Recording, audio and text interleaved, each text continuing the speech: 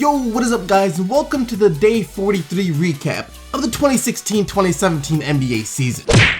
I know a lot of Warriors haters out there are gonna hate me for actually talking about the Warriors, but I have to be fair on this channel. I can't just simply ignore what happened last night, yo. That would not be right at all. And what happened last night was incredible. Yo, Klay Thompson, 60 points in 29 freaking minutes. 60 points in 29 minutes. That is over 2 points a minute. That is freaking insane. A lot of people are wondering, yo, how many points would he have scored if he played the fourth quarter? Yo, he only played the first 3 quarters and had 60 points. He had 40 at the half. He had 60 after 3. So he was technically on track to hit 80 points. In Kobe's 81-point game, he played over 40 minutes. So he played 41 minutes that game. Klay Thompson played 29. So if Klay Thompson played the fourth quarter, it is possible that he could have hit 80 points. Would he have done it?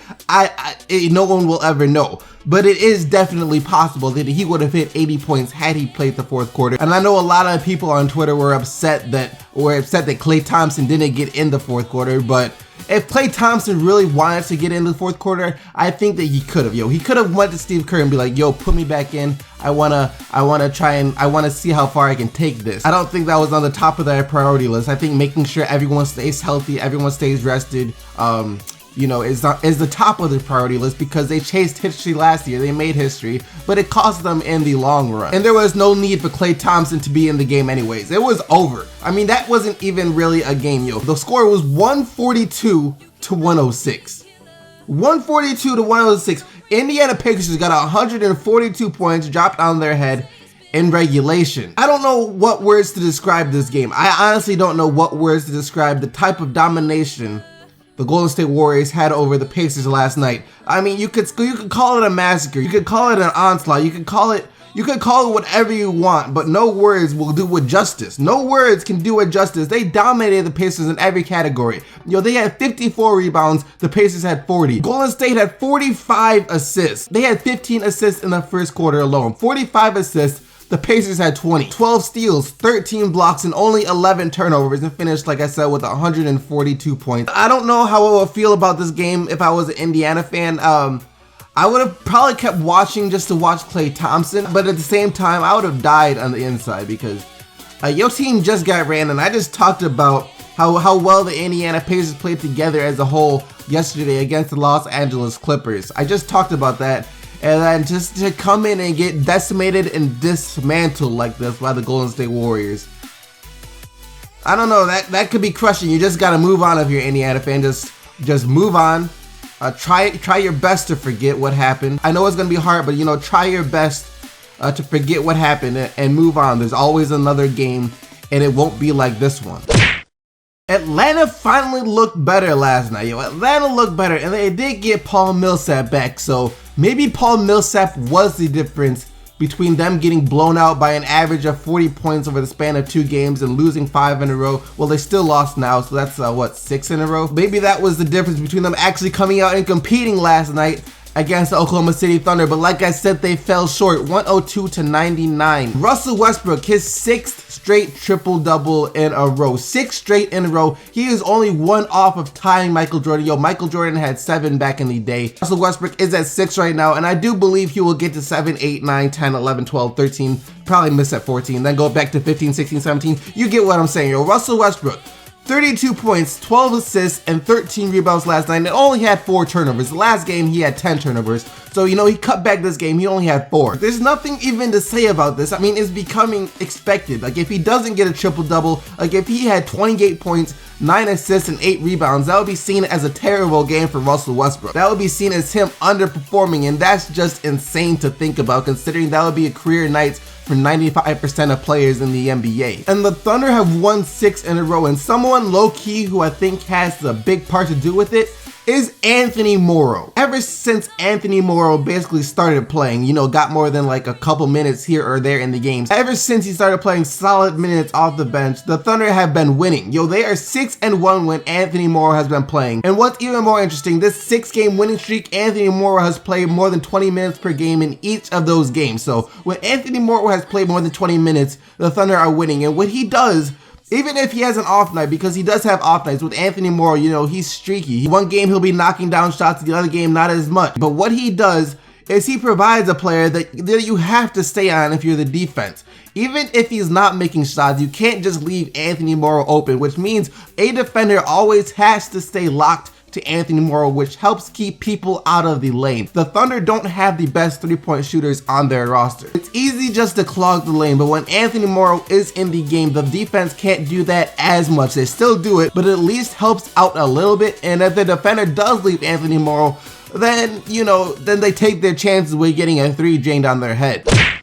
This was a must-win game for the Cleveland Cavaliers. Well, I wouldn't say it was a must-win game, but a lot of people had the feeling that this was a must-win game for the Cleveland Cavaliers. They had lost 3 in a row coming into this game, and their opponents weren't gonna roll over easily. They're playing the Toronto Raptors, who they were tied with for the best record in the NBA at the time. Raptors fans really wanted to win this game so they could be like, yo, look, respect us. We are the top team in the Eastern Conference. But Raptors fans realize people already do respect you.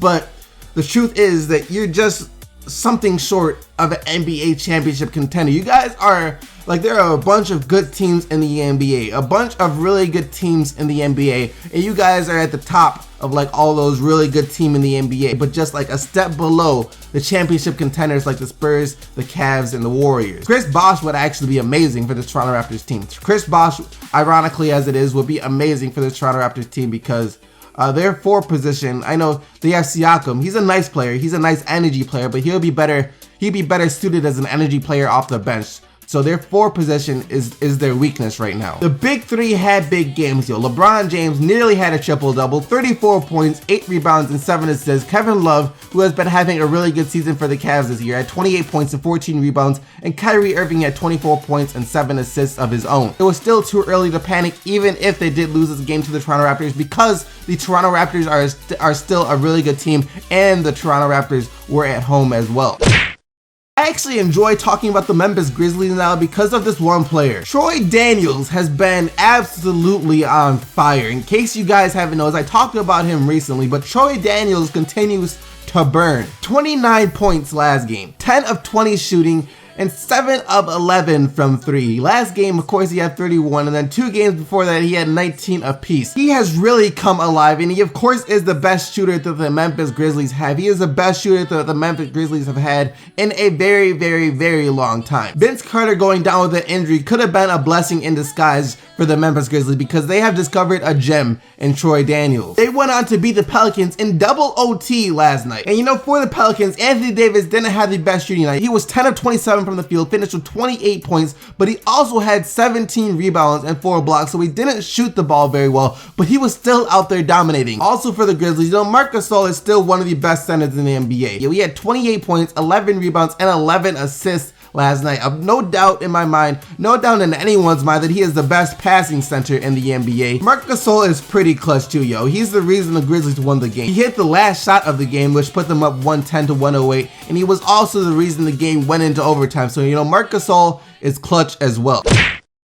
Houston Rockets edged out the Boston Celtics. I mean, edged out, yo. 106 to 107, the Houston Rockets won. James Harden almost had a triple-double as well, yo. 37 points, 8 rebounds, and 8 assists, but he did have 10 turnovers. So he had more turnovers than assists, which is never a good thing, but it doesn't matter since the Houston Rockets won. And James Harden, let me talk about this for a second. Yo, James Harden, I don't even know if I would consider it drawing fouls. Yo, James Harden, what he does is he fouls himself using the defender's body. Yo, the defender doesn't foul him. The defender plays good defense, and James Harden fouls himself using the defender's body part. He shot 18 free throws last night, and he hit all 18, so that is impressive. Everyone knows when playing against James Harden, you're supposed to go above the screen, but now I'm starting to question that. If I were a defender, I would go below the screen for James Harden, because when you go above the screen and you try and stay close to him, he will literally use your body and foul himself while shooting a 3. I've seen this against my Pistons. When the Rockets played against my Pistons,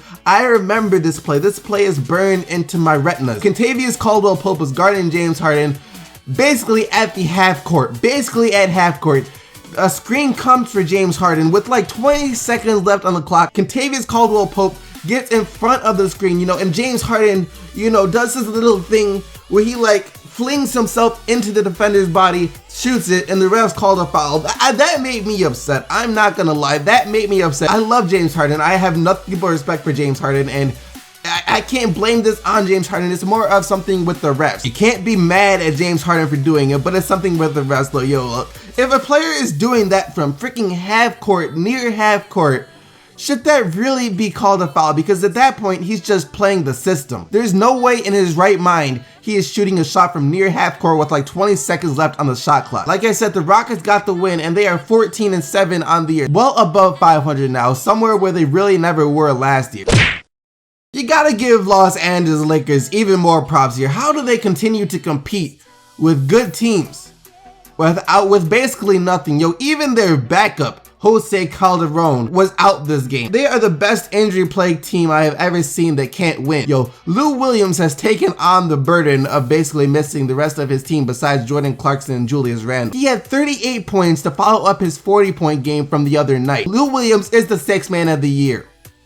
It's flat out, Lou Williams is the sixth man of the year. He outscored the entire Lakers starting lineup by himself last night. Lou Williams off the bench came in and gave you 38 points. The entire Lakers starting five, well, what's left of the starting five, combined for what was it? 34 points. Lou Williams, 38 points. The Lakers starting lineup, 34 points. That's ridiculous. But like I said, the Utah Jazz, who have also been pretty injury riddled so far this year as well. They are 13-9 on the year, and of course they are being led by Gordon McMahon, All-Star Hayward, yo, 20 points, 6 rebounds and 5 assists. And Rudy, I'm definitely a candidate for Defensive Player of the Year, Gobert, yo, 14 points, 17 rebounds, and 5 blocks for Gobert.